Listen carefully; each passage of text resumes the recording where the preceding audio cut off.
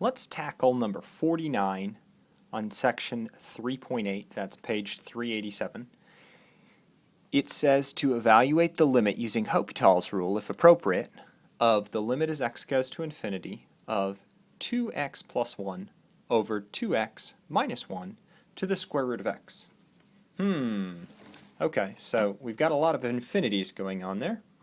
We've got the limit as x goes to infinity of 2x plus 1 over 2x minus 1.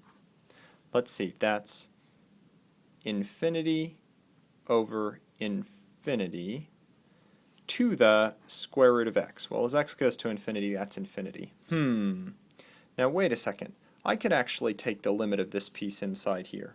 The horizontal asymptote here would be, since they have the same degree, 2 over 2. So this is the indeterminate form. This thing's going to 1, actually, while the power is going to infinity. That's an indeterminate form that we can rewrite using Hopital's rule. Well, we can rewrite so that we can use Hopital's rule. Let's see. So what should we do?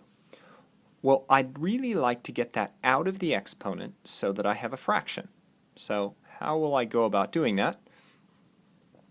Typically the way that we rewrite something so that we have an exponent out of the exponent is take e to the natural log of this stuff. What's that do? Well, that allows us to take the exponent. Normally I'd have square root x here and write square root x there. Now notice this piece right here, that limit can actually flow through my e as long as this limit exists. And I can think about this piece. Well, that piece is infinity.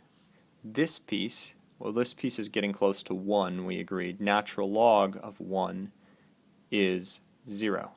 Well, we've got a new indeterminate form, still not one that Hopital's applies to. But remember, this form's fairly easy to convert from because I'll just take 1 over this and put it in the denominator. So natural log of 2x plus 1 over 2x minus 1, that piece is 0. And then instead of having x to the 1/2 in the numerator, I'll have x to the negative 1/2 in the denominator. And that, of course, has limit as x goes to infinity, 0. Now we're in a form that Hopital's rule applies to. So I've got e to the limit as x goes to infinity. I'll write a little LH to indicate I'm using Hopital's rule here. This was algebra. This is Hopital's rule. I take the derivative of the numerator. That's 1 over the thing inside here. Well, 1 over a fraction is just inverting that fraction. So I'll just write this as 2x minus 1 over 2x plus 1 times the derivative of the inside of the fraction. This is using the chain rule. Oh my, so low d high minus high d low over low squared. That's all the derivative of the numerator. Since this is Hopital's, now I'll take the derivative of the denominator. That's negative 1/2 x to the negative 3/2. Now I have a ton of algebra to do to simplify this. E to the limit as x goes to infinity of, okay, so I have a squared here and an extra 2x minus 1 in the numerator. So those will cancel. What else do I have in the numerator?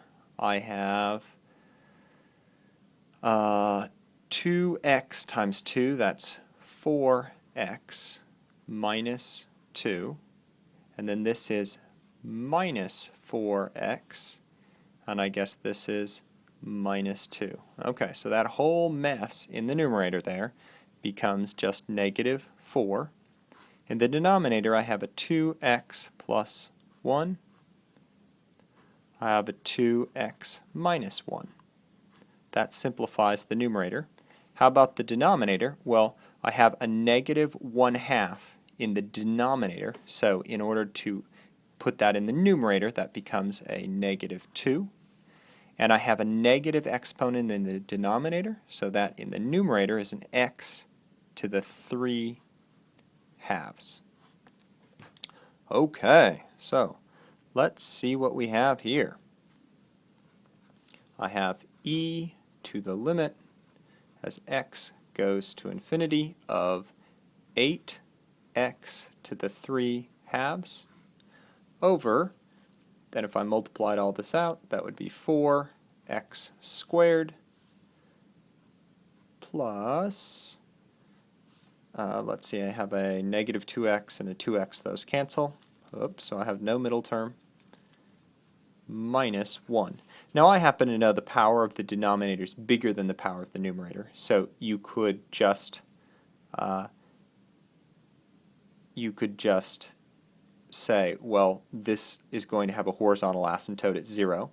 Or if you wanted to use the old-fashioned approach, you could divide by 1 over x squared in both numerator and denominator. That gives me e to the limit as x goes to infinity of 8x to the negative 1/2 over 4 minus 1 over x squared. That goes to 0, that goes to 0, so I have 0 over 4, or 0, so that's e to the 0, which is 1. Another way to do this, by the way, is to use Hopital's rule again, but we've gotten to 1, and that's our end answer.